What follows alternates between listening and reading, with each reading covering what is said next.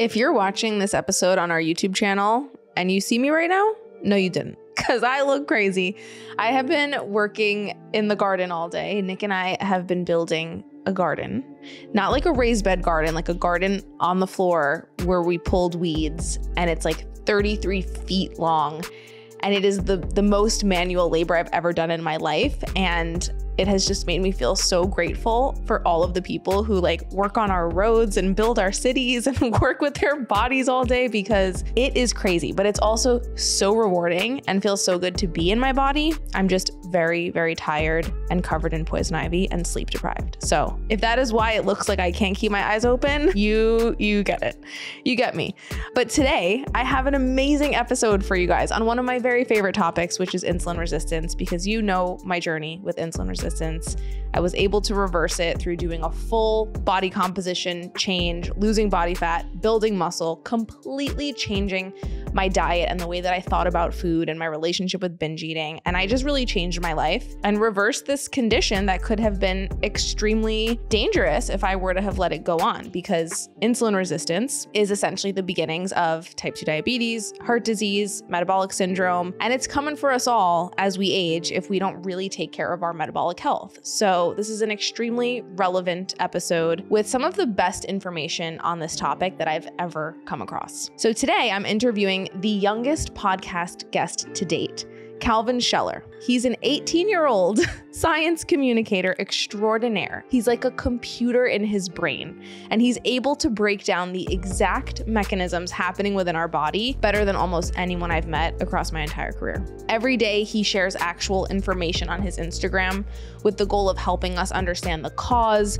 the full disease process, and the solutions when it comes to the chronic conditions that we're suffering with. Calvin actually began studying and mastering peer-reviewed medical literature, what we refer to as PubMed studies in this episode, in order to better communicate with his physicians after a terrible experience with autoimmune disease when he was only 13 years old. So he has been steeped in medical literature every day from when he was 13 years old and is now this 18-year-old super genius who I am so grateful to be talking to today. Calvin is one of those people that believes that when you know better, you do better, and you have to understand what's actually happening in your body if you are going to enact the right lifestyle choices. You just got to have the information, because then all of these habit changes mean a lot more. And I think that we as patients really deserve to know the why and understand the science, because that's how we can actually take our health into our own hands, especially when we're dealing with a chronic illness that's really hard to manage if we're in the dark. Unfortunately, a lot of the time, obviously, our doctors don't have the time or don't take the time to break down exactly what's happening in our bodies, or why we're being put on a certain course of treatment, or especially what diet and lifestyle things we can do to heal. And that's exactly where Calvin comes in. That's where a lot of our guests come in, but especially Calvin, because his goal is to address this gap where we as patients are getting all this valuable information through our symptoms and through our labs, but we're not being walked through it in a way where we can do something with that information. So Calvin is now a health coach, again, at just the age of 18, and he spends a ton of hours a day making these videos, breaking down all of these topics and studies so that people who aren't coaching with him can understand their bodies better and can make lifestyle changes and optimize. And it's so beautiful. He is the future. He's like the next generation of health influencers, but he's not influencing you to buy a bunch of Amazon crap. He's influencing you to really care about evidence-based information and how to change your body. The coolest thing, and the thing that I think you guys will really like about Calvin, is that he's not only science and evidence focused, because I mean, obviously I go and meditate with crystals. I'm not going to have someone who's only science.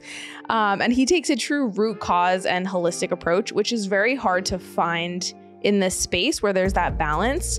I think when people are too into the weeds of the science, they can often lose the forest for the trees and just kind of miss out on all of that interconnected nuance within that mind, body, and spirit.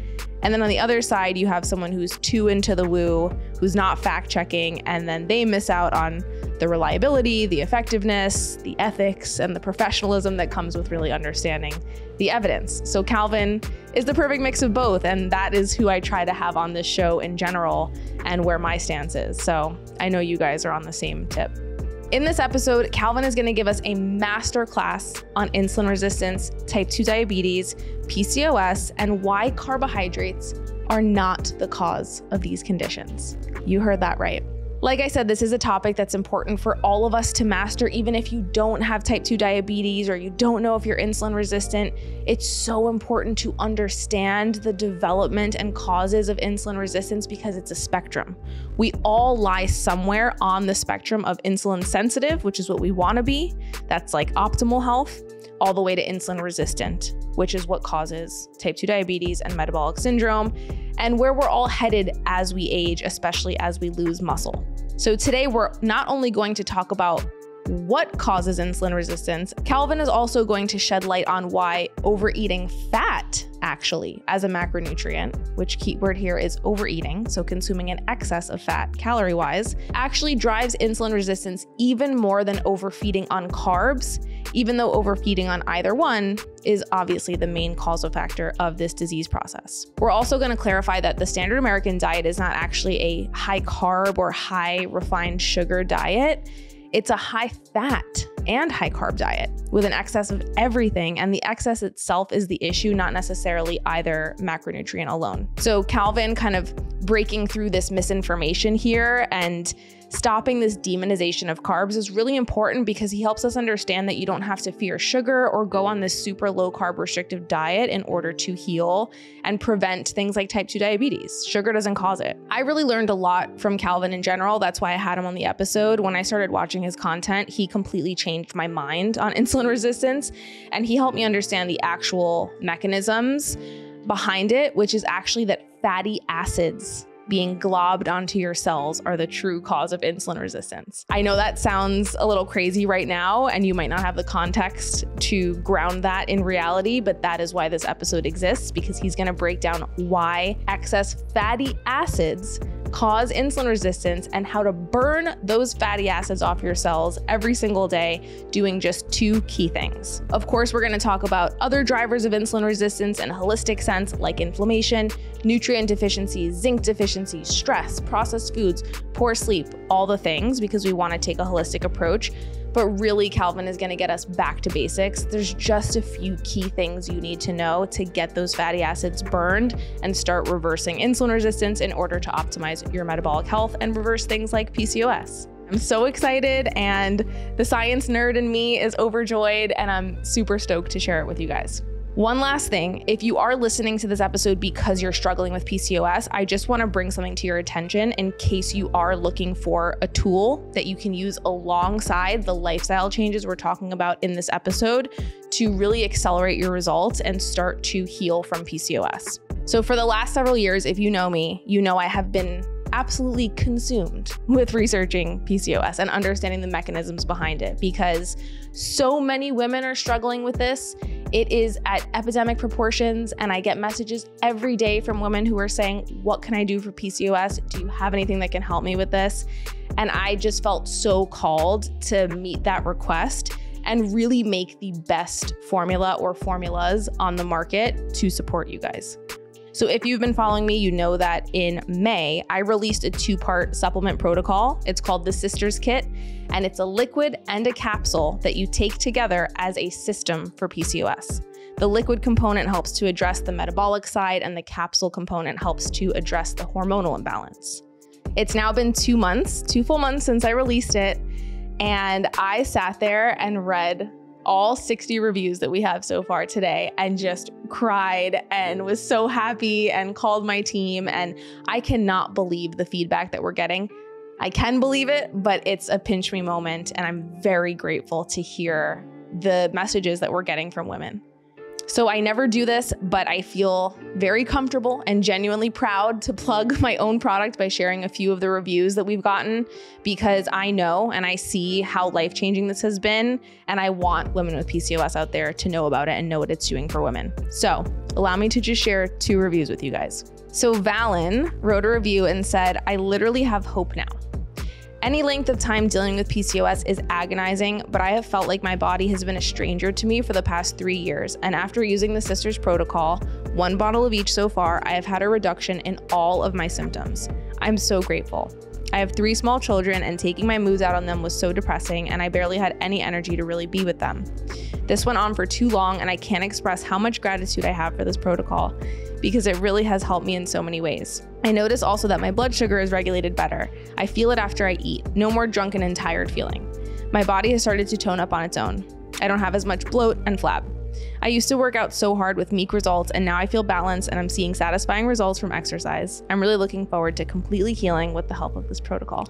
Hannah said, I have struggled with PCOS and its symptoms my entire life. I was diagnosed at 14 and I'm now 30. The biggest symptom that bothers me the most is the unwanted hair growth. I've now been on the Duo tincture for a month and the hair growth has significantly slowed. And she's talking about that pesky hair growth on the chin and the chest and other areas. I noticed just last week that it stopped coming in so fast. I literally cried. I'm so thankful for Olivia and her team. I also take glucobitters for over a year now and it's brought back my periods to a regular cycle. My average cycle is now 28 to 29 days, which I've never had happen before. I am so grateful. You can read all of the reviews on our website. It's the perfect system to use if this is a topic that's of interest to you and something that you're dealing with. And you can get 15% off automatically when you purchase the Sisters Kit because it's already a 2-part bundle, 2-part duo. So we're just giving a discount for all those who are going to use it. So I'll put a link directly in the show notes. And like I said, use that kit alongside all of the tips and lifestyle and diet changes that we're giving in this episode. And it just makes me so happy to be able to offer something like this to help you guys just really speed things along and utilize the power of herbs and nutrients that are specifically targeted towards what you're dealing with. So enjoy the app and I'll put the link to the Sisters Kit below. See you guys next time. Okay, are you ready? We feel each other's emotions. It's everything. It's living my life intentionally. That's the message, right? Absolutely. There's no difference between our mental health and our physical health. It's the same exact thing. And without further ado, let's get juicy. Welcome to the show, Calvin, our youngest guest of all time. It is such an honor to have you. Yeah, I'm just happy you asked me to come on. Can you share a little bit about yourself just to introduce you to our listeners? You're only 18 years old, and yet you have probably read more PubMed studies than most 90-year-olds. Yeah, so I guess I grew up a little oddly. So as a kid, I didn't have any video games or anything like that. So it was either go outside or get to reading something. So that's kind of what I filled my childhood with, and then. When I was younger, about 13, I ended up having a pretty bad autoimmune reaction. I ended up in the hospital for a few days, just trying to recover, essentially being, chronically, underfed, if that makes any sense, and a little bit too underweight. And ever since then, I kind of just jumped into it, man. Like I'm kind of obsessed with, kind of learning as much as I could about human physiology. So it kind of just developed out of an interest as to, what might be going on. So I just started reading and then I fell in love. So, and at the time it was right around the pandemic. So I was in the house a lot. So, I had hours a day to read and that's kind of what I did. I filled most of my time with that. So for the past, I'd say 4 years, I've dedicated most of my hours outside of school and work to just trying to learn as much as I could. And then 6 to 7 months ago, I started creating content and it immediately caught a ton of traction. And I couldn't be happier because it was something that I really wanted to do for the rest of my life, is either be a science communicator or help individuals one-on-one.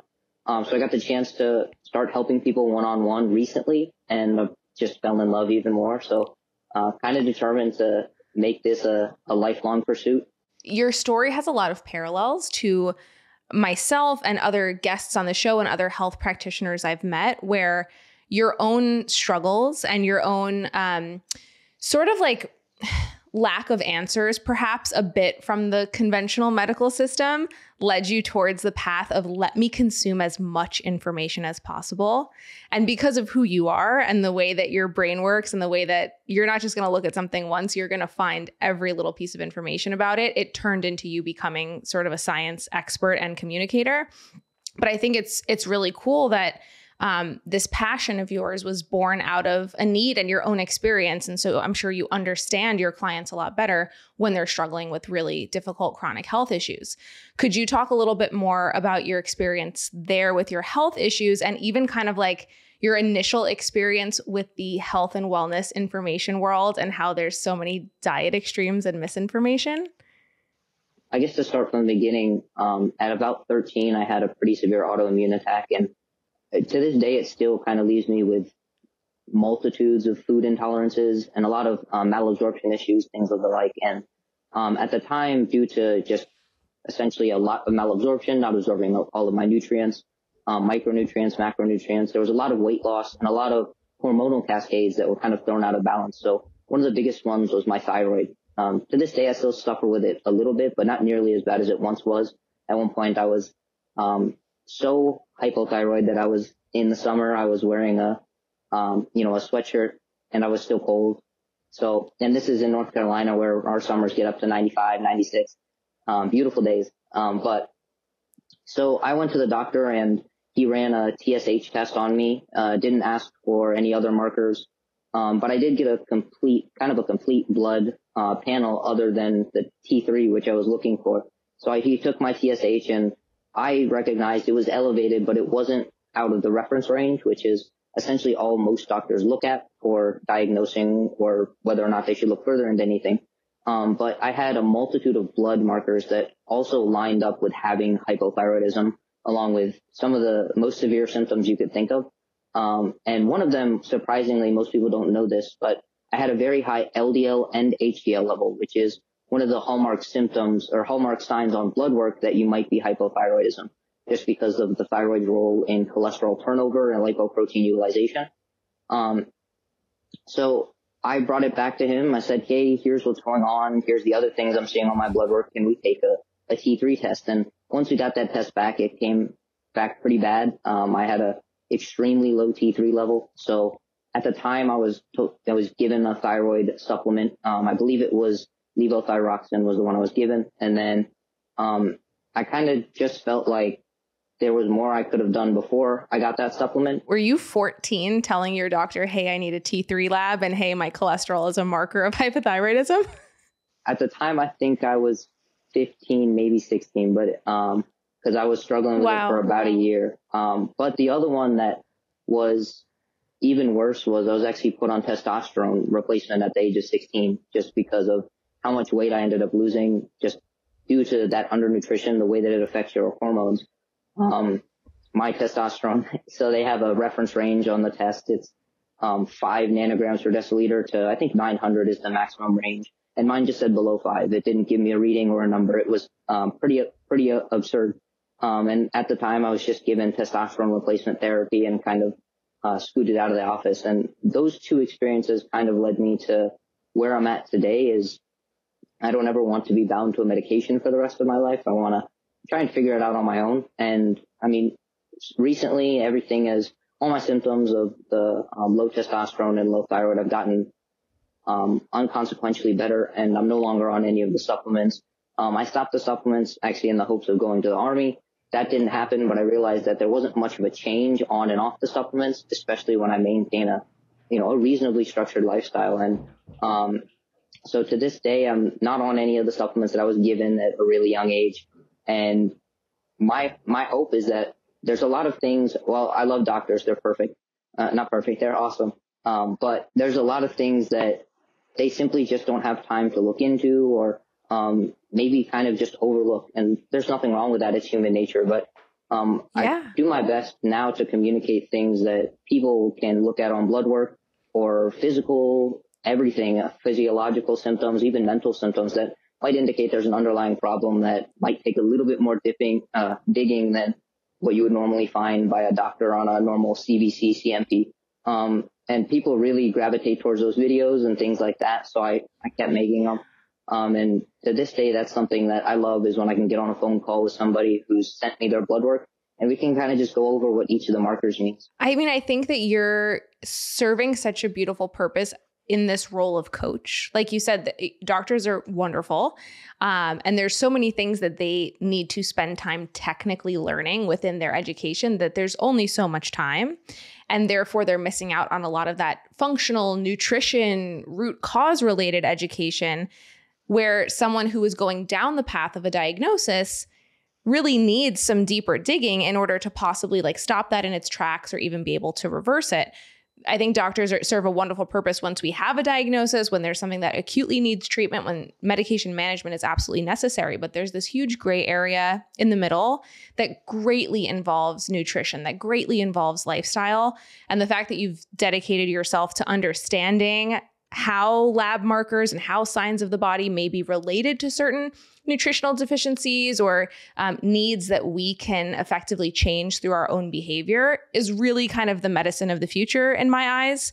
And it's that personalized care and relationship that I think is going to walk people forward in their health. So I just love what you're doing. And I love that, you know, you at, again, 13 had this terrible thing happen, this autoimmune attack that changed your gut health forever and really caused you to have a detrimental weight loss and these long-standing gut issues. But when you went to your doctor and got these additional diagnoses of hypothyroidism and low testosterone, you had the wherewithal to connect those and say, hey, this really big thing happened. My gut health is really compromised. This has to be related in some way. So what can I do nutritionally? And that is exactly the guidance that people need. Yeah, it was a bit of a surprise to my doctor after, I told him about all of the weight loss that had occurred at the time. You know, I lost, at the same height I am now. I'm still fairly thin, but I'm the same height I am now, but I was about 20 pounds lighter. So, I was 5'8", 5'9", about 108 pounds. So wow, kind of glad to still have my life, being able to refeed appropriately at the time. And it was still a surprise to my doctor that I would have low testosterone after such a drastic weight loss. Whereas, if you dig into it, there's a myriad of reasons, and it's pretty, oddly enough, it's very common in the bodybuilding sphere to understand that, you know, a lot of weight loss and low body fat leads to low testosterone levels, but it was something that my doctor was a little bit surprised about. So rather than, kind of helping me appropriately refeed and things like that, which, at the time wasn't actually logistical due to all the perforations in my intestinal tract. But, rather than that, it was just take some sort of supplement. So I think at the time there were so many more things that I could have done prior to that before getting on a supplement. If nothing had changed, then I absolutely would have understood taking a supplement. But I think there were a lot of things I could have done prior to that can save people a lot of money, a lot of time, and may actually end up getting to the root cause of the problem rather than kind of, I guess the best terminology for it is band-aiding the root cause. Yeah. Yeah. I mean, you were 13, 14, 15, had a health crisis happen, and you really needed someone to stand by you and like listen to your entire medical history, connect the dots, okay, this event happened. So of course the thyroid gets downregulated when one is in an underfed state. This event, there's inflammation in the intestines. There's been all this body fat and muscle loss. Of course, testosterone and other hormones would be downregulated in that state of catabolism. So that's, I think, what's missing for so many people with relationships with physicians. And a lot of it is really a function of time and the way our system is built and insurance and the way that physicians need to see people for like 5 to 10 minutes and move on. Unfortunately, our system is really just designed to fail in a sense, or designed to just manage with medication alone.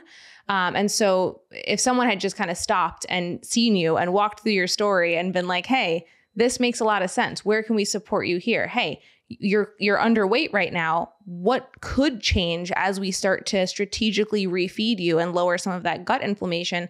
Let's retest hormones once we do that and see if we even need the medication or the supplement that you were referring to. So there's just this huge relationship piece, this root cause piece, to your point, that's missing in healthcare. And I'm so amazed that you, again, at such a young age, had the wherewithal to advocate for yourself. And even in the midst of such intense health issues, had like the brain power and the will to dig into your own why and your own science. And it's so cool that you're now sharing that information with the masses. Yeah, I mean, I would say, I think at the time I was so just fascinated with all the things I was learning. I was kind of happy to have the conversation with my doctor. It was kind of exciting for me. And Sometimes it was a little upsetting not having the same, the same positive attitude reciprocated. But for me, it was just having fun learning at the time. So I think that definitely drove me along to keep trying to find things out. And if my doctor was open to a discussion, I was the first one to have it with him. Man, it is just, that is the story of so many individuals, especially in the chronic illness world. I think what we find is when someone is chronically ill, no one knows their illness better than they do because they're struggling with it on a daily basis. They're trying to find their why. They're combing forums, they're combing podcasts, they're combing PubMed. There's so much that the patient ends up learning about their own condition just because of the sheer pain that comes with living with chronic illness. And I think that if more physicians had that open-minded attitude of like, hey, not only can I take care of you and teach you a lot with my education, but you can also teach me a lot through your own lived experience and the things that you may have had time to find that I just don't. And, that two-way communication and respect between patient and provider, I think goes a really long way. And that's also why, again, like I love coaches. I think coaches are the future because there's less of that like authority kind of wall that can happen between provider and patient because a coach is there to like be your equal and kind of support you. And there's almost a little bit less of that ego. Yeah, absolutely. And I think that could kind of bring us into the next topic we were thinking about, whereas at the time at 15 or 16, some of the information I was finding was great. It helped me kind of diagnose myself, but there was a lot of very poor information on the internet. And that's one of the problems with, I guess, citizen scientists, as you might say it, is individuals trying to do all the research themselves. A lot of times where to find the correct information and how to go about it, how to apply it is oftentimes missing a lot of times. So that is where, that at that point is having the conversation with the doctor or with a coach to actually learn what is true and what is not, and to be able to apply it and make meaningful changes is important because I will say at the time it led me down a route of essentially, I will say, so at 16, I think is when I first started trying to do a low carbohydrate diet, which some people may know that will typically exacerbate low testosterone issues just due to insulin's actions for the steroidogenic cascade. And at one point, because of the way that I was having so much trouble with my gastrointestinal tract, I kind of came across the carnivore diet, and I gave that a go for a month or two. And I will say at the time, I don't think those were the right things to be applying, but it was information I was finding on the internet. And that's where it can get a little bit dangerous doing something that might not be in your best interest at the time, just almost out of, desperation. Yeah. Yeah. And I think there's a lot of people who become, these citizen scientists, like you said, our own best health advocates. We do our own research, and it's like the Dunning-Kruger effect. In the beginning, you find a few things, or you find something that works for you and you think you know everything. You think it's going to also apply to everybody. And then the more you know, the longer you're in the space, the longer you work with people and see how different each person's body and response is, and just how humbling the human body is due to its complexity and bioindividuality, you start to realize that you actually don't know a lot or anything at all. And unfortunately, a lot of like the loudest voices sometimes in the health influencer world are people like these carnivore proponents, et cetera, who are like, this is the only diet, this is the only answer. And that I've personally, I was like very attracted to that in the beginning of my health journey, I think because I felt so disempowered. And I was like, well, this person is so sure that they have the answer, I'm going to just go with them. And then you start to realize that is the person that you avoid. And you actually go towards the person who's not quite as confident and is saying, this might work. Here's the data that we think we have, but we're not too sure. So here's the nuance. And that's not as clickbaity or attractive. Yeah, I think Lane Norton says it a few times. Kind of the less confident someone is about a claim, oftentimes the better of a scientist or a researcher they are. Essentially, the people that are making claims that sound extremely confident and that they say it's very definitive are typically kind of selling you something, or maybe not have looked at all the evidence. Whereas, if you talk to a real researcher or someone who really is trying to communicate, what the science actually says, a lot of times they sound kind of unsure of themselves. They're like, this could happen. We don't know. It's not certain. And this could change it, things like that. And I think over the years I've developed, I've become less confident in the information I'm providing, just because there's so much. So there's so many things that you think are set in stone and 100% true. And then you look into it a little bit more and you think to yourself, well, I might be wrong about that and that. So then you're forced to change your opinion and talk about all the caveats that you come across, rather than saying, one thing applies to everybody. I couldn't agree more. I've gotten so much less confident as well, and so much more like careful of what I say and even who I have on the podcast. And it's a learning process. And of course, there's some benefit to just like humans sharing information and being wrong sometimes, because someone might try a recommendation or a thing that someone brought up, and it might actually be really valuable for that person to have the trial and error experience of that really didn't work for me. So now I'm going to get closer to the thing that does. But in a perfect world, we would have, science communicators and people who can lay out options and kind of save people that trial and error hardship, which is essentially what you're trying to do. You're trying to make these complex topics very clear for people and give them sensible recommendations as to where they might want to look with a coach, with a physician, or even just with their own low touch behavioral changes. So we're going to talk about insulin resistance today. This is going to kind of be like a masterclass on insulin resistance, which is what you've been doing on podcasts lately. And I love it so much because I've never had someone come on the show and start to finish say, this is what insulin resistance is. This is what we thought caused it. We're wrong. Here's what really caused it. And here's what you can do. I would say that kind of the things that motivated all the articles that I did end up contributing to Alan's research review were kind of just looking at the misinformation on the internet and the topics that are most commonly talked about, but not with as much nuance as they need, or with kind of blatant misinformation. The first ended up being on cortisol, the second on insulin, which was probably the most in-depth one. But then I just contributed one about the thyroid, which was, I'd say on a cellular level, even more in-depth, but maybe not as long and as comprehensive. And for those listening, if you're curious as to what Calvin is talking about, he contributes these really wonderful articles to Alan Aragon's monthly research review papers. Alan Aragon has this research review available on his website. It's $10 a month, and you kind of get a really beautiful summary of cutting edge studies that have just been released. And Calvin has recently been introducing his own articles that kind of give you a start to finish walk through popular health topics. Like you said, cortisol, insulin, and then also the thyroid. And your most recent one was kind of like, how does the thyroid actually work? What are the different markers meaning? What happens if someone is low in reverse T3, but their other markers are fine? And it's a really valuable tool if someone is looking to understand their own lab work and such. So I will put that in the show notes so that people can check that out. And let's get right into essentially what you wrote in your insulin article, and we'll go even more in depth, hopefully. But let's just start off with, before we get into the why of insulin resistance, can you give us a very brief primer on what insulin is, what insulin resistance is, and what happens when our cells become resistant to insulin?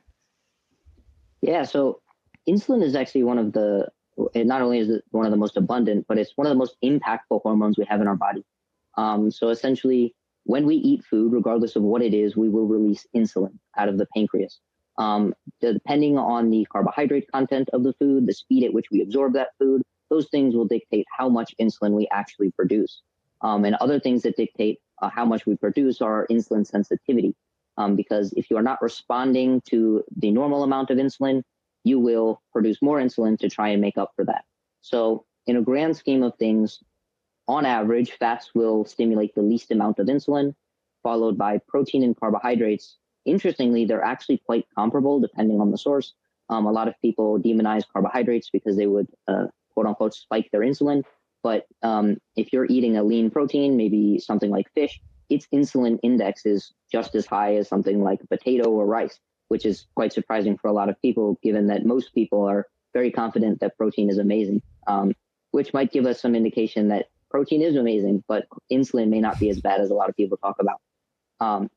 So insulin resistance is essentially the phenomenon in which your cells, insulin will bind to your cells, but your cells don't respond as we would expect them to.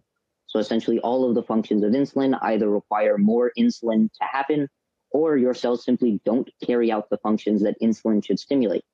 The macro level things that insulin stimulates are the uptake of macronutrients from the bloodstream. This includes fats, carbohydrates in the form of glucose, and then amino acids as well. It also stimulates, you can think of insulin as an anabolic and anti-catabolic hormone. So insulin will stop us from breaking down fats, breaking down glycogen, which is stored in our muscles and our liver, as well as breaking down proteins. And it will also increase the synthesis of glycogen for storage in the muscles and in the liver, and a small amount in other organs. And then it will also increase the synthesis of fat and increase the synthesis of proteins. So insulin is kind of like the signal of food and telling the body to stop breaking down kind of the body tissues and the macronutrients that we have stored in the body, and begin to actually store them, create new fat cells, create larger fat cells, create new proteins, increase the size of our muscles and things of the like, and to remove glucose from our bloodstream. And that's kind of one of the easiest ways to tell if someone has insulin resistance, is if, because glucose is such an easy marker to test, just testing someone's blood glucose, especially after the ingestion of carbohydrates, to see how long it takes them for them to bring their blood glucose back down to normal.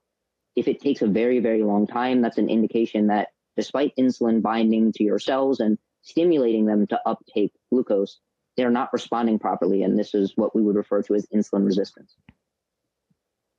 What are some other markers? I hear what you're saying here in terms of measuring how quickly the body can bring down a blood glucose spike in response to the ingestion of glucose is really the most reliable way to understand how effective your cells are at hearing insulin. Because if they're good at hearing insulin, that means that the blood will get into the actual cells and won't hang around the bloodstream for long. So that's why we want to see that blood spike go down relatively quickly. Besides that, which can require a CGM or can require an oral glucose test, are there any other blood markers or even symptoms and sensations and patterns in the body that one might be able to test or notice that could be a sign that they're insulin resistant? Yeah, so I would say, as you mentioned, something like an oral glucose tolerance test is by far the most accurate form of testing for insulin's function. To get even more accurate, you'd actually want to see an oral glucose and insulin tolerance. So having someone ingest glucose and then tracking their blood glucose as well as their blood insulin levels. Because some people can actually maintain a relatively normal blood glucose, but their pancreas is absolutely over-secreting insulin. So they may have tenfold the amount of insulin that I would produce to regulate my blood glucose, but our blood glucose curves look very similar. And that's why we get into a little bit of trouble sometimes, depending on the person, looking at things like fasting glucose and fasting insulin. So these markers can be extremely helpful, especially having high fasting blood glucose along with high fasting insulin. So fasting, you just wake up in the morning before you consume anything and see where your blood glucose and insulin levels are. If you wake up with elevated insulin and glucose, that would be an indication that your pancreas is essentially producing extra insulin even when you're not eating, just to try and keep your blood glucose stable because your cells aren't properly responding to that insulin. Another blood marker would be HbA1c. So having a very elevated HbA1c is an indication that you have high blood glucose for long periods of time. And while people kind of make fear around increases in blood glucose after a meal, the most meaningful impact on your HbA1c and your long-term vascular health is going to be your essentially your 24-hour blood glucose level. And if it stays mildly elevated for that 24-hour period, that's more than likely much more detrimental than having a high insulin spike or a high glucose spike after a meal, but bringing it down to baseline, as rapidly as possible. So are you saying that if someone had a CGM in their arm, it would be more helpful to actually look and calculate their daily average blood glucose level versus looking at their individual spikes? I guess it depends on what we're talking about. If we're talking specifically about insulin resistance, you can use a CGM just like you would an oral glucose tolerance test. So you would consume a bolus of carbohydrates. And if it takes you, you would probably have to look at the glycemic index, maybe do a little bit of research as to what the food you're eating should do to your blood glucose in a healthy person. and how long it should take you to get it back down to normal. But if you're consuming a bolus of carbohydrates, you would want to see how high your blood glucose gets and how long it stays there, as well as how long it takes for your body to get your blood glucose back down to normal. So if this period is prolonged, that would be an indication that you are insulin resistant in a sense. And the only other possibility with that scenario would be that your pancreas is actually underproducing insulin. Okay, that's good to know. And it's also helpful that you mentioned that high fasting insulin upon waking, or if you get your blood tested first thing in the morning before eating, as well as high fasting glucose, when those are paired, that's more of a marker of insulin resistance than either one alone. That was how my doctor originally diagnosed me with insulin resistance and prediabetes. My fasting glucose was like 115, so it was in a bit of a pre-diabetic range. But more than that, she looked at my fasting glucose being 115, as well as my fasting insulin being around 14. And she was like, these together are just too high. You're insulin resistant. And I also was overweight, especially in relation to the percentage of muscle mass that I had. So I know we're going to talk about that as well, but I just had a lot of questions on my Instagram stories from people saying like, how would I know that I'm insulin resistant? Is my high fasting blood glucose in the morning enough of a sign? So these are really helpful measures to help people understand what to look for in their labs. I would say another marker that is kind of under talked about, and you might have to take a request to your doctor to actually get ordered, is a marker called C-peptide. So essentially, when your pancreas releases insulin, it concomitantly will release a molecule called C-peptide. So both of these are released in a 1-to-1 ratio into the bloodstream. The thing with insulin is that its half-life is much shorter than C-peptide. So C-peptide will remain in the bloodstream longer. So it would be a better indication of your 24-hour insulin levels.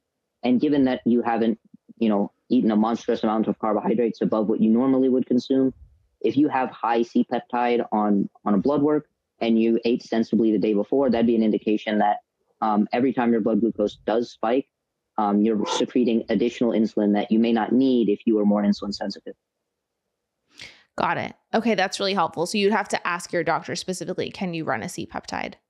Yes, ma'am, most likely. Now, why is it such a problem when our cells become resistant to insulin? Like you said, there's the problem of glucose not being able to get into the cell and hanging around in the bloodstream. Is that the only issue with insulin resistance, or are there other far-reaching effects? Oh, there's a lot more far-reaching effects, I would say. So obviously, glucose in the bloodstream would cause a lot of vascular damage. So that's kind of one thing that is one of the reasons people get diabetic complications, is because the glucose can do what's called glycation and begin to kind of damage their blood vessels and even their blood cells. So that is definitely dangerous. It increases your risk of cardiovascular disease.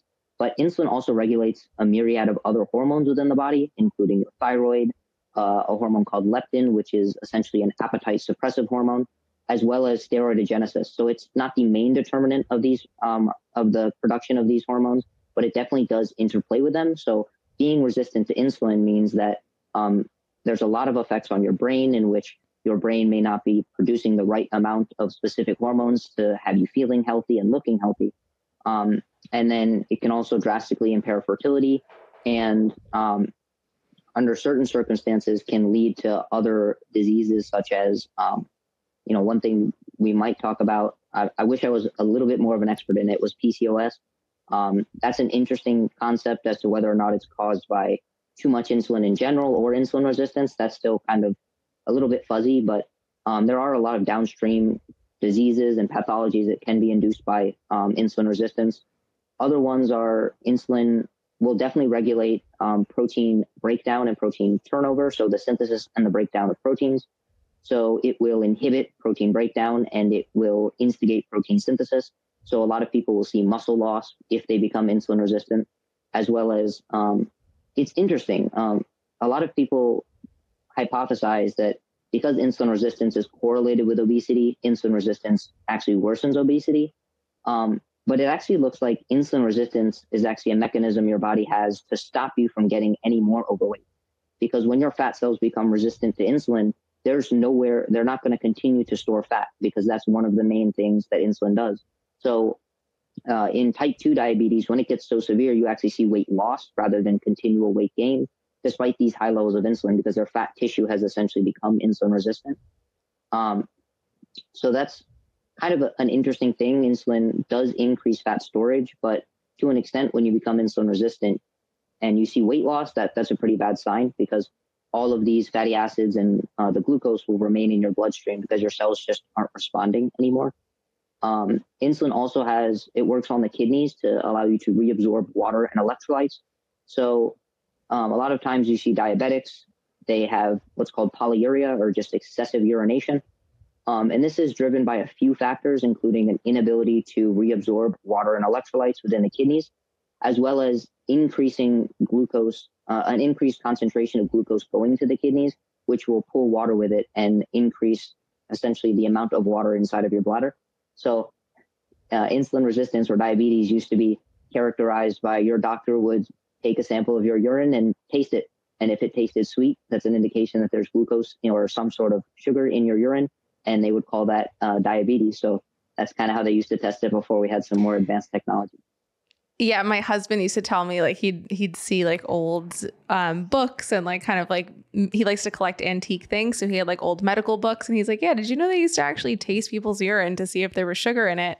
And there's a lot of kind of like parallels to urination issues, let's say. I find that folks who are insulin resistant also tend to urinate a lot more frequently. Like you said, they kind of can't like recirculate and hold on to that water as well. So there can be frequent urination, especially at night. And I find that once people start taking steps to resensitize their cells to insulin and have a healthier insulin signaling system within their body, that waking up to urinate actually gets a lot better.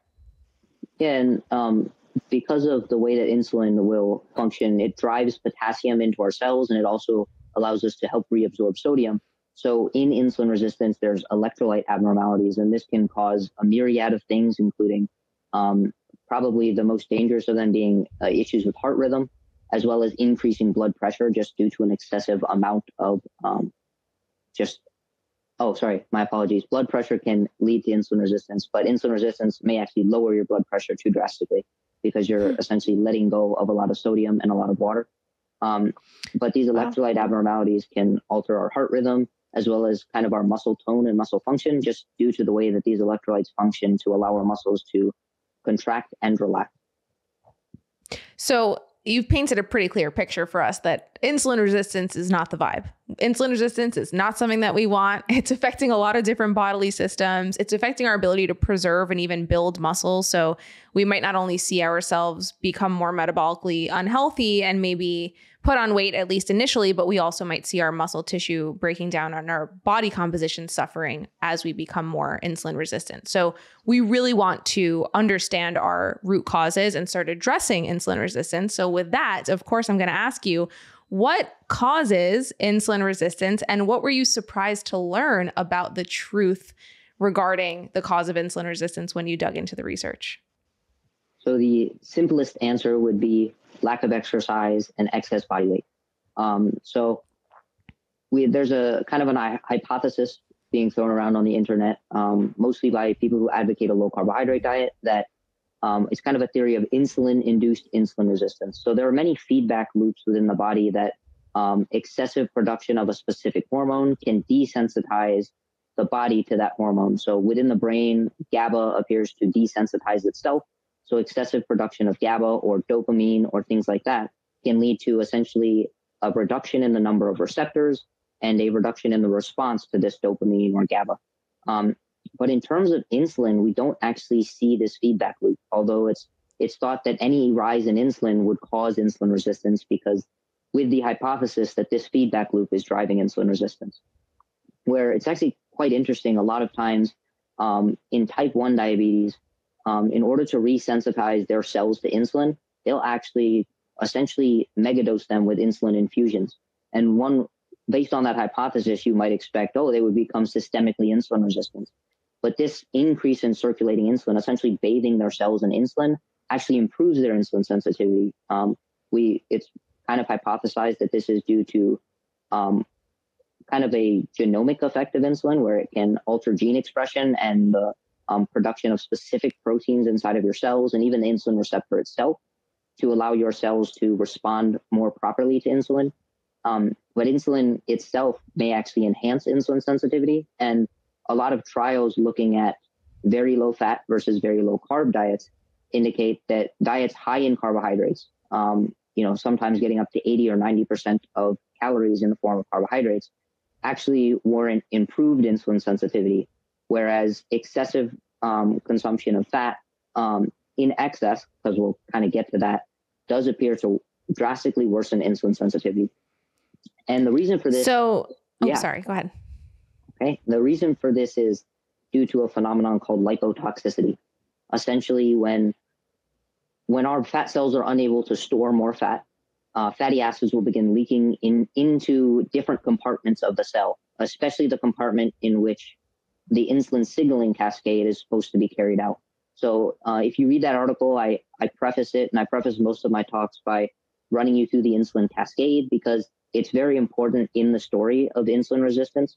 But the long and short of it is that insulin will bind to the insulin receptor, and inside of the cells, there's a multitude of different proteins that essentially become activated, almost like an assembly line, and that changes the expression of different genes within within the cell, and different proteins within the cell, which ultimately allow insulin to stimulate the uptake of glucose, the uptake of fatty acids, stopping the breakdown of fatty acids, things of the like. But these fats that are essentially in the wrong location can bind to some of the proteins that would carry out the insulin signaling cascade, and they can essentially turn off the proper insulin signaling cascade. So they bind to proteins and inactivate them. And it appears that once your fat cells get so large, they can no longer continue to store fat in a safe manner. And this is what we refer to as lipotoxicity. Essentially, this fat begins spilling into areas where it shouldn't be held, begins binding to these proteins and disrupting the insulin signaling cascade, which is why the main driver for insulin resistance is excess adiposity, so excess body fat. Interestingly, it appears that everyone has what we can refer to as their personal fat threshold, essentially the amount of fat that you can safely put on before your cells begin becoming insulin resistant. Different ethnicities have drastically different personal fat thresholds. It appears that Asian and Indian cultures have lower personal fat thresholds. So the BMI and body fat at which they become diabetic or become characterized as diabetic is much lower than someone of Eastern or African descent, of European or African descent, just due to this alteration in their personal fat threshold. So the amount of fat that you can gain might be different than the amount of fat your mom can gain without becoming insulin resistant. And the other things that drive lipotoxicity are physical inactivity. So essentially, fatty acids are used during exercise. So we can utilize the fatty acids found inside of the cells. But when we are physically inactive, these fatty acids can accumulate within our cells in the wrong, essentially the wrong compartments. And then that can begin inducing insulin resistance. So if you give, the same glucose solution to an active overweight person and an inactive normal weight person, their insulin sensitivity is probably going to be just about the same. And the overweight person who's active may even have better insulin sensitivity. We see that in overweight individuals, just a day of exercise drastically improves insulin sensitivity. But going back to the previous point, as soon as they stop doing that exercise, their insulin resistance will come back, indicating that if you want to completely abolish insulin resistance, it would take concomitant increase in activity, not crazy, but just enough to improve your fatty acid utilization, as well as maintaining a healthier body weight. Like for individuals that are very healthy and they're already exercising, a week off from the gym and a week of rest isn't going to automatically make you insulin resistant. But it may reduce your insulin sensitivity. So I guess one thing we may not have said was that insulin sensitivity lies on a spectrum. There is no real definition and hard cutoff point for you are insulin resistant. It's essentially you can be extremely insulin sensitive or extremely insulin resistant. And you kind of can lie on the spectrum of more or less insulin sensitivity. So while physical inactivity can reduce insulin sensitivity, in otherwise healthy people, a week of inactivity won't push you into diabetic and diabetic complications, if that makes any sense. Mm-hmm. So there's two things that really matter for healthy insulin sensitivity. That is your actual body fat mass, your body fat percentage, and your physical activity.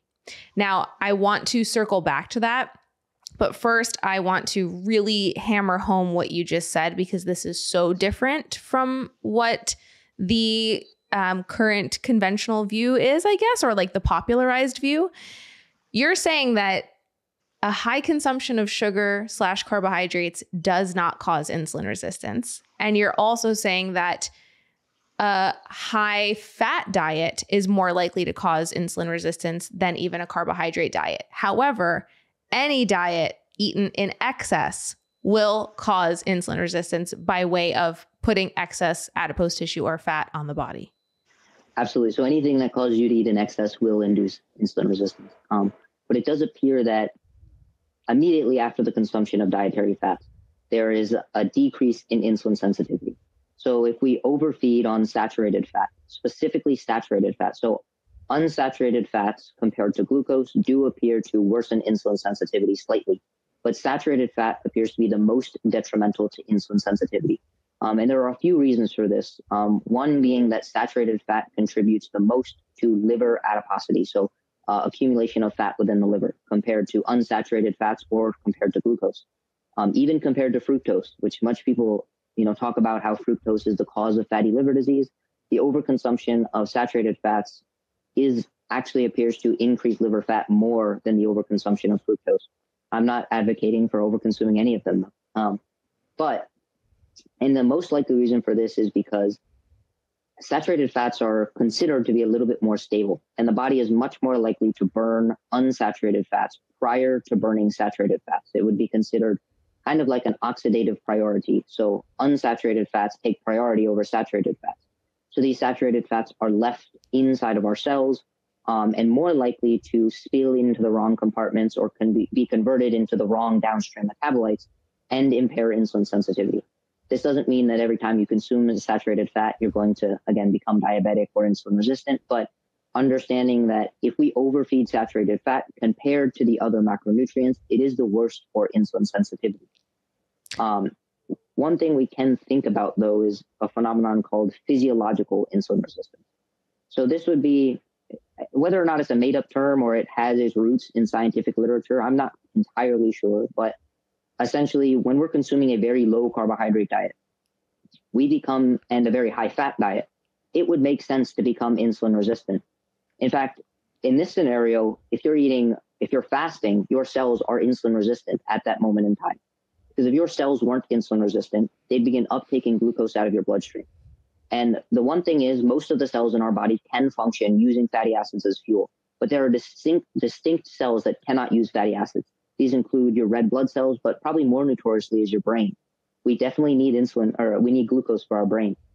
So in a state in which endogenous or exogenous carbohydrates are not coming in, your tissues such as the muscles and the liver and other organs that can rely on fatty acids as fuel, they will become insulin resistant such that they don't continue to uptake glucose out of the bloodstream.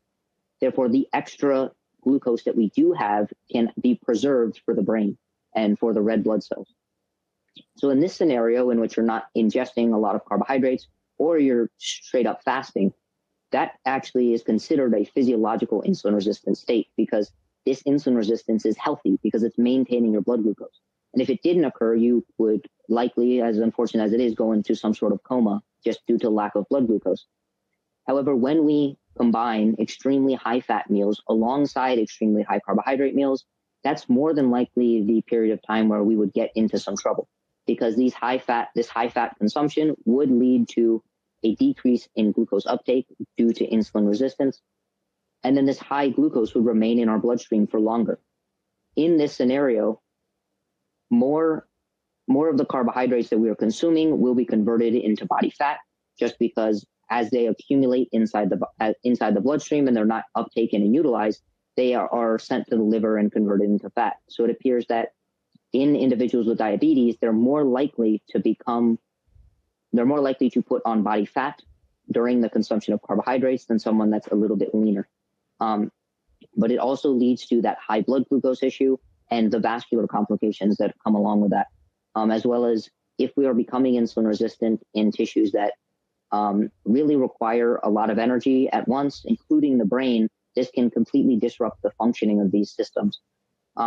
again, I hate saying this sometimes because it makes it sound like if you pair fat and carbohydrates together at any moment, it's automatically deleterious. And it's not, in all honesty, especially over the course of 24 hours. If you're at energy maintenance, or you're even in an energy deficit, if you're being physically active, if you're at a healthy body weight, your body is more than capable of essentially partitioning these fuels correctly such that their detriment on the body is trivial at best.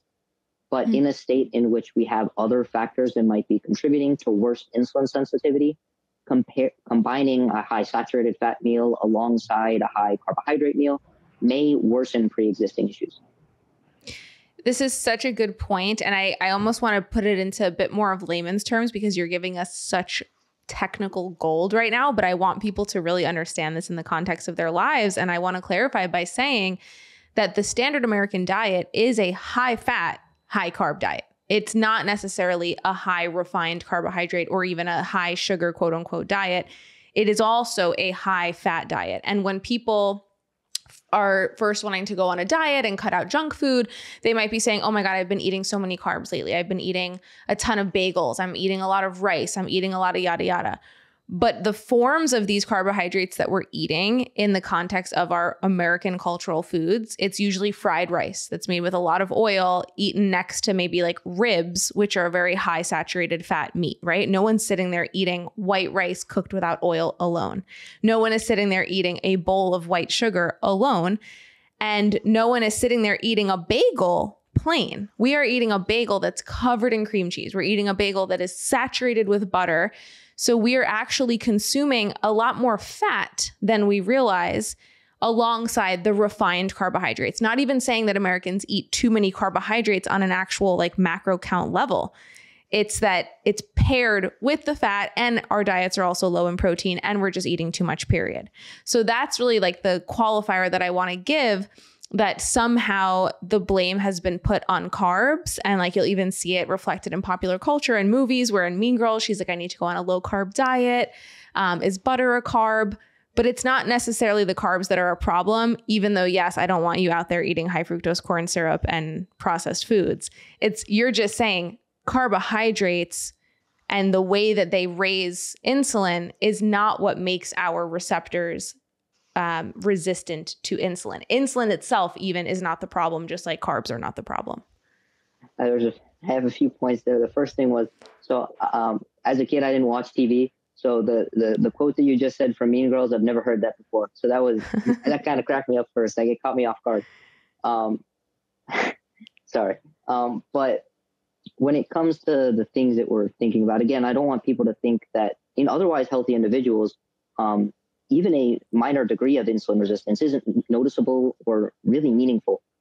So the degree to which cells become insulin resistant, sometimes it doesn't even occur in healthy people, given the different absorption speed of fat and glucose. Sometimes most people that are healthy deal with it just fine.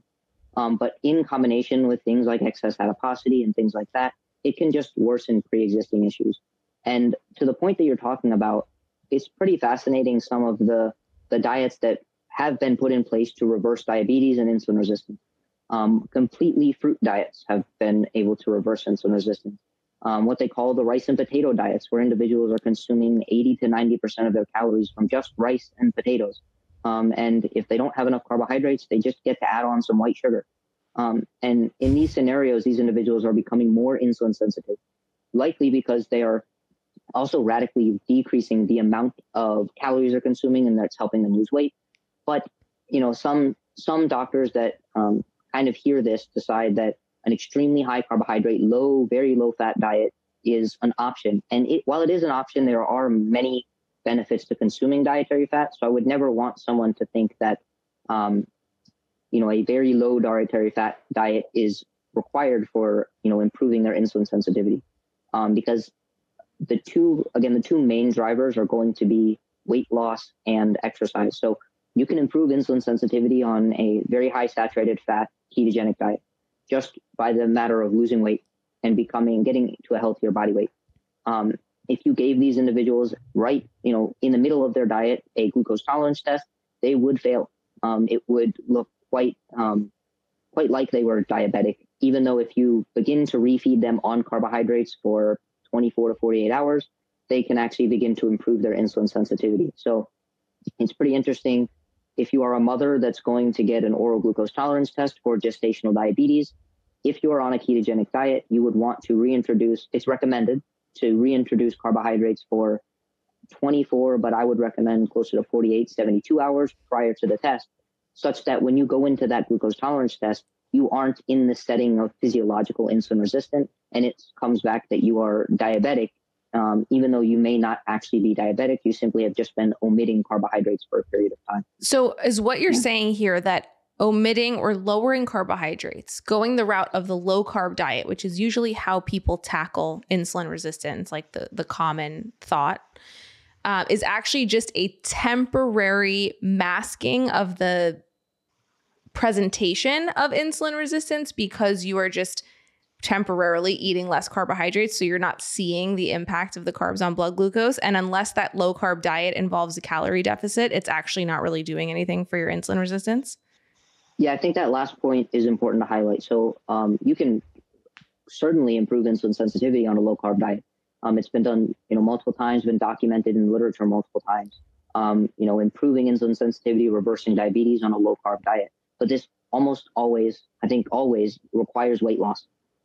If you are essentially staying at the same body weight, but you omit all carbohydrates and you just consume, sticks of butter all day long, then your insulin resistance may actually get worse at that point. But because you're not consuming carbohydrates, you either wouldn't notice it or it wouldn't make a meaningful impact other than the other functions that insulin have, including the electrolyte balance, steroidogenesis, things like that. But you wouldn't see it in terms of your HbA1c or your blood glucose levels nearly as drastically as if you were consuming a high-fat, high-carbohydrate diet, just because you're not consuming the carbohydrates. But in this scenario, if you gave these individuals carbohydrates, they would likely have very poor glucose tolerance. And if they become lean and they're physically active, things like that, this is reversible very quickly. But if they maintain being overweight or maintain an extremely sedentary lifestyle, then reintroducing the carbohydrates could cause some of the deleterious side effects that we think about of just elevated blood glucose for a long period of time. I've for sure seen this in my father, who's a type 2 diabetic, where he is able to get away with keeping his numbers managed, his blood glucose in a healthy range by eating a low carb diet. But because he is not eating a low carb diet in a calorie deficit and losing body fat, and because he's not increasing his exercise, as soon as he eats pasta or bagels or starts eating carbs again, he actually kind of gets worse and gains more weight and goes a bit deeper into the disease because he's kind of just temporarily suppressing the high blood glucose on a CGM because he's just not intaking carbohydrates. So you really have to go a step further, not to say that you can't do a low carb diet that is in a calorie deficit that helps you lose weight and change your body composition and get great results. But more so what you're saying is that a low carb diet is not necessary to reverse insulin resistance because carbohydrates and high insulin in response to carbohydrates is not the cause of insulin resistance. It's actually fatty acids that are the cause of insulin resistance. So I want to make sure that people really understand that, because this is a concept that took me so long to really digest as I first heard you talking about it, because I was always told that as you have blood glucose spikes over time, and your insulin is high in response to those blood glucose spikes, your cells essentially stop hearing insulin as well, which is what you talked about in the beginning, where other parts of the body have this phenomenon. If you are constantly, playing video games all the time and making your dopamine receptors go off, you are going to essentially become desensitized to that dopamine and that pleasure over time. And you're going to have some trouble feeling pleasure from normal things because you'll almost have a tolerance to that dopamine. We see it with coffee, right? The more caffeine you drink, the more you become tolerant. Your tolerance builds up to that coffee and you need more and more to actually feel an effect. But what you're saying is that it is not like that at all with insulin. High insulin spikes and high blood glucose over time are not the cause of it. They're just what happens in response to it when you become insulin resistant and can't get glucose inside of your cell. So we really need to go a step further to the root cause, which is in most individuals, too high body fat percentage or too high body fat mass and a sedentary lifestyle where they're not active, moving, and building muscle. Now, of course, I need to ask you with that, what about individuals who are lean and skinny and have insulin resistance? Because it does happen. Yeah, so there's a few mechanisms for this. One is actually a genetic condition called lipodystrophy. Essentially, these individuals can't store fat anywhere or in certain places throughout their body. If it's so severe, a lot of times the only place they can store fat is within their organs. And at that point, they become extreme risk for essentially organ failure. And there's a lot of inflammation that coincides with that. And the other thing is what we talked about is just physical activity. So one of the most prominent researchers, I believe it's Gerald Schulman, he said that the only way that he was able to find lean individuals who had any degree of insulin resistance was if he made sure that they weren't doing any physical activity. So he found lean individuals who did display insulin resistance, and every single one of them, it was almost assuredly caused by physical inactivity. So you can become insulin resistant if you are simply inactive. It's just a lot more difficult. And then we also see that personal fat threshold we discussed, in what some people would look at as being lean or just not overweight, some individuals can develop diabetes and insulin resistance just due to genetic differences. So some people, it's due to cultural, it's kind of just the genetics that continue to be passed down and it's widespread throughout the culture. Whereas other people actually have specific genetic variants that alter their insulin sensitivity. So one that's kind of interesting is there's a specific protein that surrounds the fat globule inside of our fat cells. And this protein can essentially inhibit enzymes within our cells from getting in and reaching the fat globule, and or also called the lipid droplet, and catabolizing the fats and breaking it down, releasing the fatty acids. But some people have a genetic abnormality in which they don't produce enough of this protein. And with this, because their fat cells are essentially being constantly turned over, they have an increased rate of lipolysis. There's more fatty acids inside of the wrong compartments of their cells that can bind to that insulin receptor. So there are, genetic differences on singular proteins that can induce insulin, insensitivity, almost a genetic basis of diabetes. Obviously, there are lifestyle factors that come to play, but people that are much more predetermined to develop diabetes just due to some sort of genetic abnormality. Yeah, I've certainly seen it where folks' metabolic labs are off and their HbA1c is high or their glucose is high, even though they are essentially quite thin. And another thing that we could think about would just be alcohol consumption. So alcohol will potently increase liver fat content. And the liver is one of the first tissues to become insulin resistant. So if we see insulin resistance within the liver, one thing that this causes is, so insulin regulates the liver's production of glucose. So insulin will stop the liver from producing new glucose molecules called gluconeogenesis and releasing it into the bloodstream. It also inhibits glycogenolysis, which is essentially the breakdown of the stored glycogen within the liver and releasing it into the bloodstream. So insulin will inhibit both of those functions on the liver. If the liver accumulates fatty acids and becomes resistant, so if an individual has fatty liver, their liver will just continue to pump out more and more glucose into the bloodstream. So essentially, even if they're not consuming any carbohydrates, their liver is putting their blood glucose into the diabetic range because it's just essentially shuttling out glucose into the bloodstream, even though we don't need more blood glucose. It's just not getting that signal from insulin to inhibit this production and release of glucose.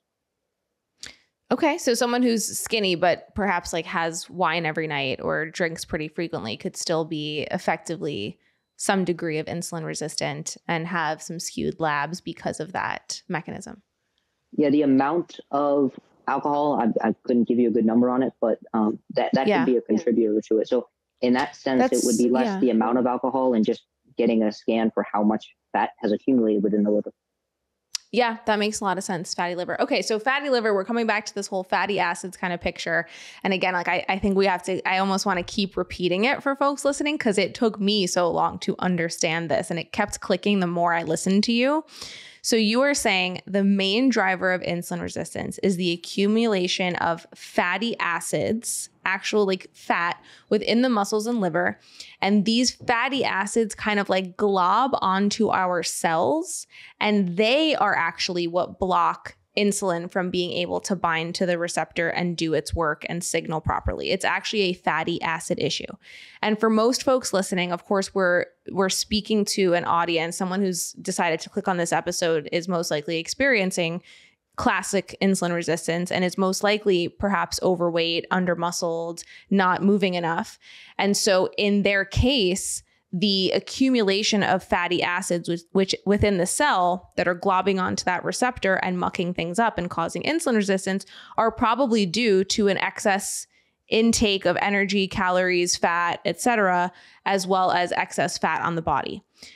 First, I want to make sure that's correct. And second, I want to ask, could there also be a mitochondrial dysfunction piece to this picture where perhaps someone who fits that bill is also nutrient depleted, so they're experiencing some degree of mitochondrial dysfunction because they don't have certain nutrients that are required for really happy, healthy mitochondrial fueling, and therefore they're less able to shuttle fatty acids into their mitochondria to be burned and used as available fuel? Yeah, so there's a few things to think about. So when we're coming back to what we talked about, if people want to do further research, there's a few terms that you can kind of be familiar with. The first is lipotoxicity. So essentially just an accumulation of fatty acids in the wrong places becomes toxic to cells.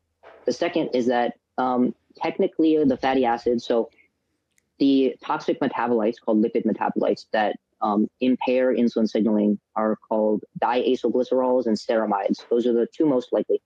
They're essentially a diacylglycerol is we store fat as triglycerides inside of our cells. And these are more of a safer fat. When we take one fatty acid off, we get what's called a diacylglycerol. And this can be shuttled into the next step of fatty acid oxidation. But if it's not, it can actually activate a specific protein called PKC.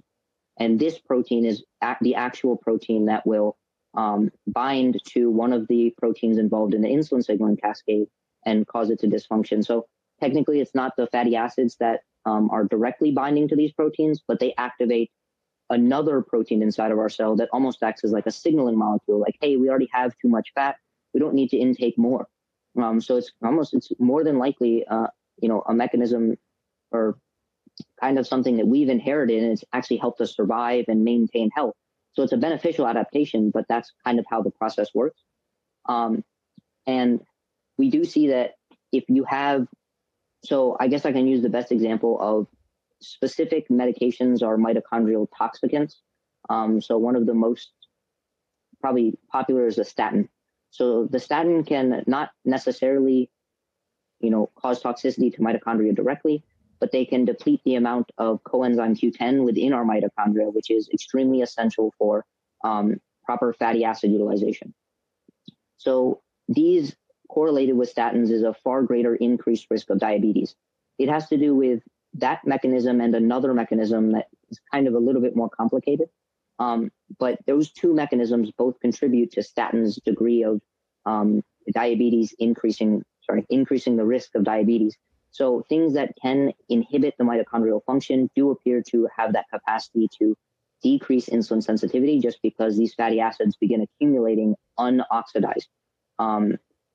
Other things are deficiencies in nutrients, so the B vitamins, as well as carnitine. So if for some reason it's very difficult to become deficient in carnitine just because it's so prevalent in our diet, but in individuals eating a very low protein diet or a carnitine deficient diet, and doing a lot of physical exercise, which might increase carnitine requirements, having not enough carnitine and then providing carnitine can alter one's insulin sensitivity just because carnitine is a protein inside of our mitochondria that can actually bring fatty acids into the mitochondria to be oxidized.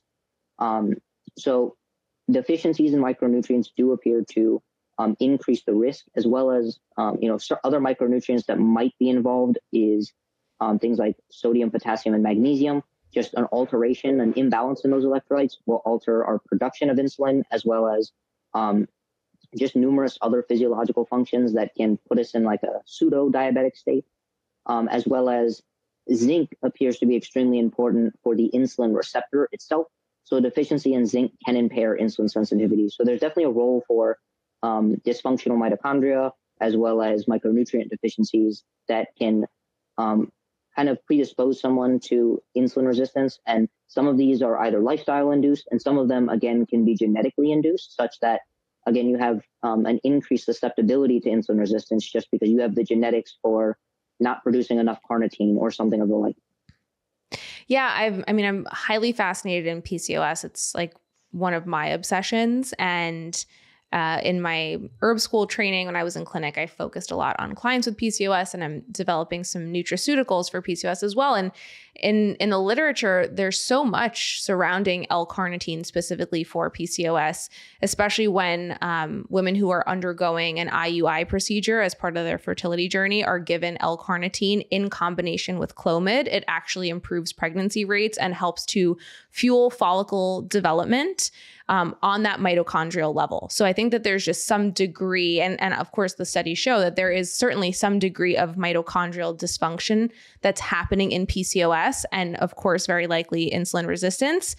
But at the same time, you don't only need to hit it nutritionally and supplementation wise, exercise will improve your mitochondria. So that's like really, it comes back to those basics time and time again, that nothing is going to replace the pill, the supplement of exercise, even though mitochondrial nutrients might be helpful to help you burn up those fatty acids. And that's what L-carnitine does specifically, is it helps to better shuttle those fatty acids into the cell so that they can be available for fuel and for burning. But of course, then you got to burn them. So as I was listening to your work, I just kind of kept thinking like, wow, every day, if you're in the state of insulin resistance and you're in a state of excess body fat and you want to change your body composition and help insulin resistance, every day you kind of have these fatty acids that are mucking up your cells, right? I'm super generalizing, but every day you have these fatty acids. And you either got to burn them by not consuming too much energy, calories, fat through your diet so that you can use those fatty acids, or you have to burn them through moving and burning those fatty acids off. And ideally, you need to do both because the fatty acids are what are causing insulin resistance. Yeah, I think that's great. And I guess, so there's two things I have. The first one is PCOS and insulin. The correlation there is interesting. So it appears that we can get what's referred to as selective insulin resistance. So certain tissues, such as most likely the fat, the liver, and the muscles, will become insulin resistant, but other tissues do not become insulin resistant to the same degree. And one thing that happens inside of the ovaries is that insulin stimulates a specific enzyme. It's a P450 enzyme. I don't remember the exact name of it, but it stimulates this enzyme to take estrogen and convert it into an androgen. So typically it's testosterone, it could be DHT. And this elevated level of androgens specifically inside of the ovary, that is one of the things that leads to the development of PCOS. So it's possible that the reason that insulin resistance drives PCOS is because the ovaries maintain their sensitivity, and insulin is kind of stimulating this hormone or this enzyme to continue to convert into androgens. And that increased level of androgens specifically inside the ovary, where it might not be inside of the rest of the body, specifically inside the ovary, can drive can drive PCOS. But it's actually because when we become insulin resistant, we produce so much more insulin. And if the ovaries are still insulin sensitive, they're essentially getting bombarded with insulin for a very long period of time. And it's more than likely just because while it happens, we don't store much fat inside of the ovary. So there's not much of this lipotoxicity effect that would occur inside of the ovary to drive that to become insulin resistant. Whereas all the other tissues that are accumulating excessive amounts of fat might begin to become insulin resistant. So our pancreas pumps out more and more insulin, and the ovaries are kind of just facing that head on, just taking more. They're insulin. taking the brunt of it. Yeah. A little bit. No, you just gave the most beautiful and succinct explanation of why insulin resistance leads to PCOS, at least on that androgen dysregulation level. You are absolutely right that as one becomes insulin resistant, like we said, your body will pump out more insulin in an attempt to get your cells to hear it. And because the ovaries maintain sensitivity to that insulin, when ovaries receive such a chronically elevated load of insulin each day, they are told to make testosterone, to make androgens or DHT instead of estrogen, or in addition to estrogen even. And so it is for sure that high like circulating level of insulin at all times that sort of aggravates the ovaries and causes them to pump out testosterone. And that testosterone, that DHT, is what's causing all those symptoms like, hirsutism, chin hair, head hair loss, all of these male androgen driven symptoms that we see in PCOS, infertility, all the things. And also that high androgen level and even the high insulin level to some effect also changes levels of FSH and LH, which interfere with ovulation. And so that can lead to infertility with PCOS, irregular cycles, painful cycles, all of these things that we see. And so I really see PCOS as like this 3-prong issue. One is the insulin resistance piece. That is the biggest piece that's driving the androgens. But I also see another arm of it being nutrient depletion that is leading to mitochondrial dysfunction. And the third piece of it I see as chronic oxidative stress, chronic inflammation that is kind of worsening the picture of the other two, because the chronic oxidative stress and the chronic inflammation is also leading to worsened insulin sensitivity. So that's another thing I wanted to ask you is how can inflammation, period, also cause or contribute to insulin resistance separate from body fat and exercise? Yeah. So in a state of inflammation, we begin to produce mostly our immune cells, but even our fat tissue can begin to produce what are called cytokines. And these cytokines work essentially through the exact same mechanism as fatty acids, but through a different protein. So as I mentioned, those fatty acids will activate a protein called PKC. Inflammatory cytokines can activate a different protein called SOCS3. Kind of irrelevant, the name of the protein, but it does the same thing that the PKC does. It will bind to one of the proteins involved in carrying out the insulin signaling cascade and essentially inactivate that protein so that the rest of the cascade is not carried out. So these inflammatory cytokines can directly act on insulin sensitive tissues and inhibit the proper insulin functioning. So inflammation in and of itself can induce insulin resistance. So some of the most striking examples of this include some of the inflammation that comes alongside obesity. Worsens insulin sensitivity even more because an excessively large fat cell will produce more inflammatory cytokines, which will worsen the pre-existing condition. Other things include, one of the most interesting ones I found was just a tooth infection can cause someone to become insulin resistant, as well as recent pandemics that have gone around. Those can induce a state of insulin resistance, or not necessarily insulin resistance, but decreasing one's insulin sensitivity. So what we define insulin resistance as, there is no definition for it, like distinct cutoff, but we do see that inflammation worsens someone's insulin sensitivity. It's the only other thing that we can really think about on that front is, so IL-6 is one of the most common cytokines. So it's an inflammatory cytokine that does a lot of the damage for insulin sensitivity. But interestingly, during exercise, the muscles also produce IL-6. So this is referred to as a myokine. So essentially, when muscles produce cytokines, they're referred to as myokines. But it appears like, this IL-6 stays kind of localized to the muscle cell, so it's much less likely to bind to tissues like the liver or the fat tissue and cause them to become insulin resistant. And two, it appears that IL-6 has two different signaling cascades it can undergo, just the difference in the specific IL-6 receptors. And when it's released, or essentially the IL-6 receptor within the muscle can actually increase insulin sensitivity, whereas the IL-6 receptor closer to the organs and in the fat tissue decreases insulin sensitivity. So it's kind of like during exercise, the IL-6 we produce does the exact opposite of the IL-6 we produce when we're inflamed or sick. Yeah. It's like body likes muscle inflammation. Body does not like gut inflammation. It's like the body chooses what inflammation it responds well to evolutionarily, essentially. Absolutely. I didn't even mention the gut inflammation, but that's definitely another cause of insulin resistance would be, chronic gastrointestinal inflammation. This could be IBS, IBD, something like that, in which these cytokines are essentially being produced, concentrated in the gastrointestinal tract, but can make it into the systemic circulation. Yeah. And again, that's when I'm looking at like my 3-prong approach to like the root causes of PCOS or the root cause factors. And I see insulin resistance, nutrient depletion, and mitochondrial dysfunction, as well as chronic inflammation.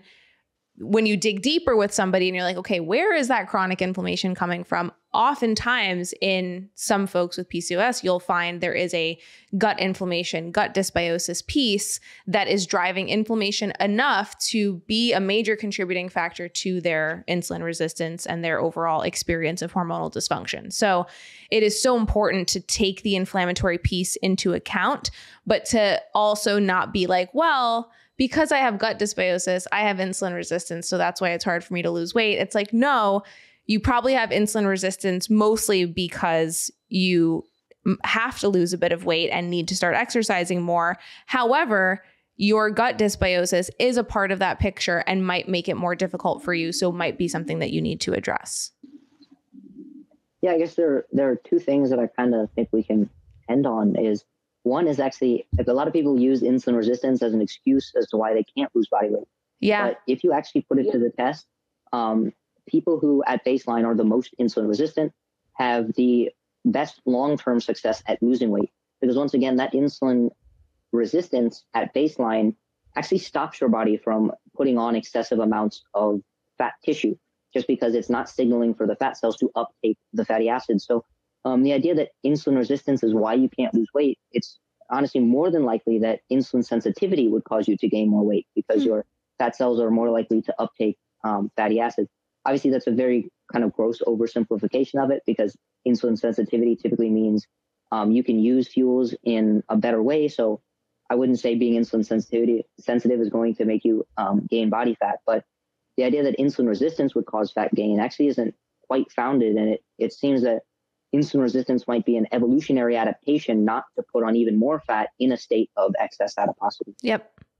And it's not enough to balance your insulin levels, quote unquote, or lower your blood sugar. You have to be in enough of a caloric deficit and make enough of a diet change to actually have considerable fat loss. That's really the key. Because I got some questions on Instagram today that are like, I thought that once I got my insulin in check that I would magically lose weight, and it's not happening. What do I do? And you really do have to, sometimes in my case, for me to reverse my insulin resistance and lose like 30, 35 pounds, I had to be meticulous with my food tracking.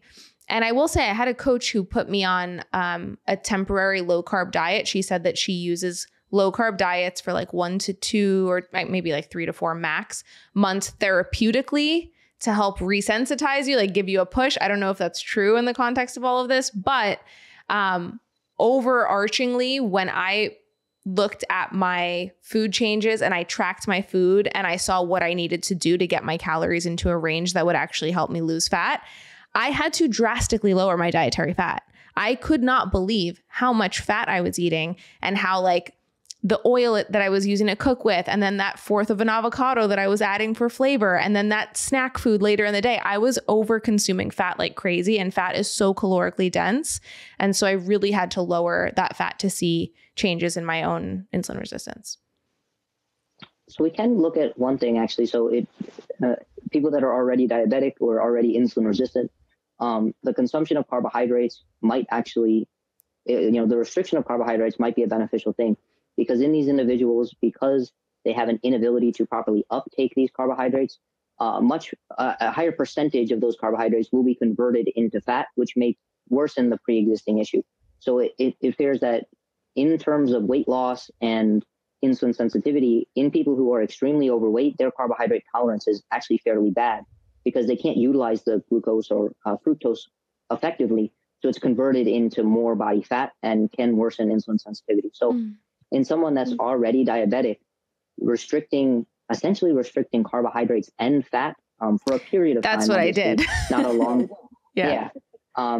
something similar to like a protein sparing modified fast or something of the like, to kind of bring back insulin sensitivity quite drastically, or just gradual reductions in glucose and fat at the same time. Those two are probably that's probably the most effective strategy. And it appears that protein actually, specific amino acids have insulin sensitizing effects. So eating a higher protein diet can actually improve insulin sensitivity in many circumstances. So that's kind of like the one macronutrient that appears to be beneficial for insulin sensitivity.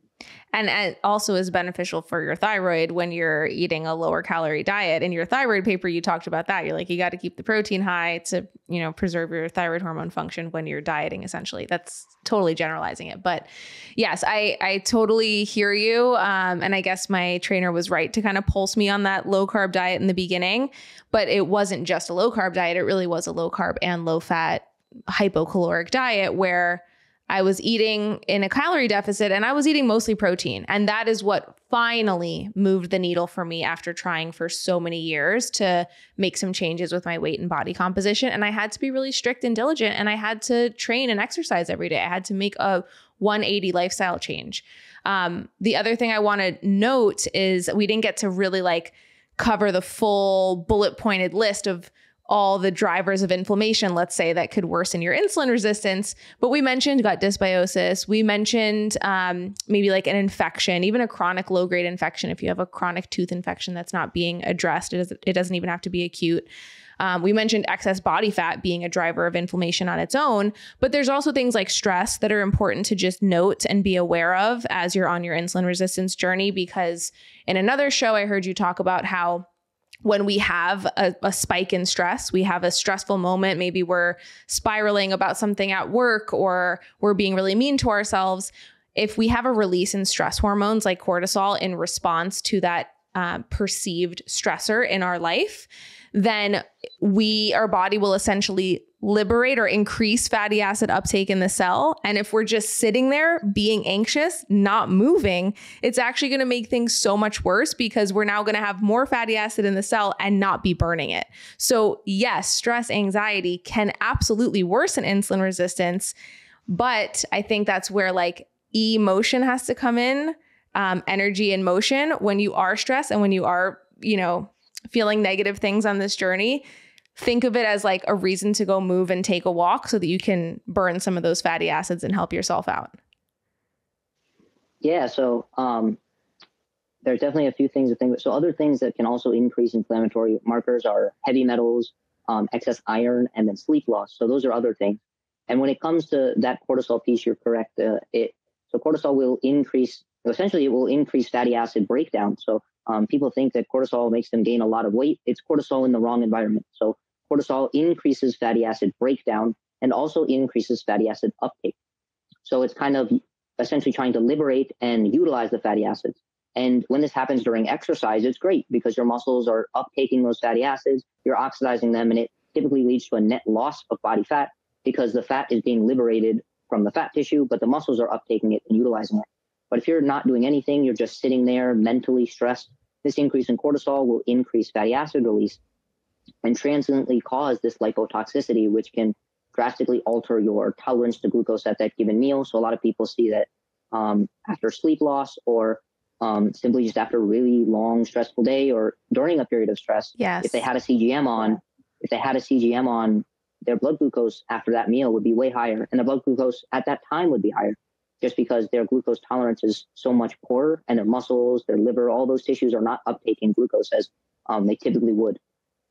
Yeah. Yeah. This is something also that Chinese medicine, for example, has said for thousands of years to not talk about stressful things at the table while you're eating and try to talk about the flavors that you're tasting and be really present with the meal.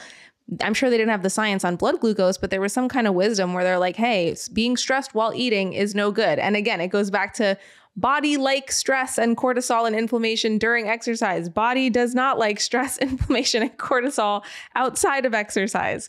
So, of course, to that point, exercise increases your tolerance and your capacity for stress and increases, again, your mitochondrial function, all of these good things that will make the stressors in your life outside of an exercise setting so much more doable in order to deal with. So exercise is just such a quote magic pill if there ever was one. And I know you have to hop. So I just want to kind of close this episode out by going through Calvin's bullet pointed list of how we go about resensitizing ourselves to insulin. Number 1 is get to a healthy level of body fat. Number 2 is exercise. Don't be sedentary, build some muscle because it's insulin sensitive tissue. Number 3 is micronutrients. Maybe you mentioned zinc, electrolytes. I know that you've talked about in your article, like omegas as well. Maybe you could just say a little bit about omegas really quick. Yeah, specific fatty acids have differential effects on insulin sensitivity. Omega-3s, because oftentimes they're converted into kind of anti-inflammatory compounds, they can improve insulin sensitivity. So unsaturated fats compared to saturated fats are more helpful for insulin sensitivity. So omega-3, omega-7, and omega-9, two of those 7 and 9, most people don't talk about, but those two also appear to be kind of improve insulin sensitivity compared to other forms of dietary fat. So consume your omegas as a fat source, an anti-inflammatory fat source. And in general, I would also put another bullet based on what you said to consume more of your fat sources from unsaturated plant fats than saturated animal fats, at least for the duration of when you're healing from insulin resistance. Once you're a healthy, good insulin sensitive body at a healthy body weight, go ahead and eat the fatty ribeye. It's all good. This is speaking to a disease state. So when you are in this disease state of insulin resistance, you want to do more plant fats than saturated fats. And you for sure want to also be mindful of and perhaps limit for a short duration of time your fat intake in general in order to stay in a hypocaloric state and not overfeed. You want to reduce stress so that you can reduce that cortisol while sitting and spiraling phenomenon. You want to reduce your heavy metal exposure and your environmental toxins because heavy metals are an inflammatory stressor to the body. And perhaps in order to do that, you might increase your general mineral and vegetable intake because minerals can bind to our receptors and kick heavy metals off or block them. And you want to consume more antioxidant rich foods, more fiber, and really optimize that sleep to reduce your inflammation. Yeah, I think one thing that we could kind of leave it on is the last podcast I had. I talked directly about this. Is micronutrients have a very important inhibitory effects on the toxicity of heavy metals and your absorption of heavy metals. So a deficiency in micronutrients will increase your absorption of heavy metals in replace of those micronutrients because your body is trying to extract as many nutrients from the food as possible, and it can essentially those heavy metals can use the same transporters as the micronutrients. So, and they can also, specific micronutrients like selenium can actually bind to mercury and allow us to safely excrete it. So in the grand scheme of things, just increasing the micronutrient density of your diet, it will help with the weight loss endeavor. And it is extremely important for insulin sensitivity, which is one thing I think goes underlooked a lot of times is, you can lower all the fat that you want, but let's say you're still deficient in micronutrients, your insulin sensitivity won't be as optimal as it could have been. Yep, absolutely. It goes back to that 3-prong for PCOS. I think it applies in general to any sort of insulin resistant driven disease state, whether that's type 2 diabetes or what have you. There is going to be an oxidative stress, chronic inflammation, mitochondrial, perhaps dysfunction component to this suboptimal state of being and processing energy. And so you really have to modulate your inflammation levels. Exercise, again, baseline, best way to start doing this. Exercise is going to lower your inflammation period as you start doing it over time, even though it's acutely inflammatory. But you really, really want to be eating an anti-inflammatory diet, which means including a ton of micronutrients, a ton of color, a ton of antioxidants, fiber, phytochemicals, adding in herbal teas, things like ginger tea, so rich in gingerols and other anti-inflammatory compounds and things that can help to protect your tissues and just protect you in the face of damage from environmental assaults. It's so important to use your diet as like a sense of armor for your body in this world, especially as it comes to, a stressful kind of period of time where you're trying to lose some body fat and change your body composition and putting your body through some stress. You just want to get as many veggies and fruits and animal foods and protein and fish in there as possible. I think that's awesome. I think that's a great way to end it. Thanks so much, Calvin. I could literally talk to you for the next 7 hours. I would love to do a part 2 one day. Please let us know where we can find you so that everyone can go and follow you. Yeah. So if you look my name up on essentially all platforms, you can find me. I believe on TikTok, it's Physiology with Calvin. On Instagram, it's Calvin_Scheller. And on YouTube, it's Calvin Scheller 6. I post a ton of informational content. I think over the past 8 months, I've probably filmed over 700 videos. I repost everything on YouTube and I repost as much as I can on Instagram. So you can find it anywhere. And if you ever kind of want to get in touch with me, just send me a DM. I'll respond. I respond to everything. That's something that I'll always try and do, is just respond to everybody, just because I know how many times when I was kind of coming up, how badly I wanted someone to respond to me via DM or something like that. And sometimes the one person that you want to respond doesn't. So I do my best to try and respond to everyone. So just kind of send me a message, and I'll see what I can do. You are just the kindest. You're so cool. Thank you for this science lesson. I feel like I was in the classroom with you. And thanks for your time today. Thank you for having me. I think we definitely can get a part 2 in if you have some time. I would love that. Okay, cool.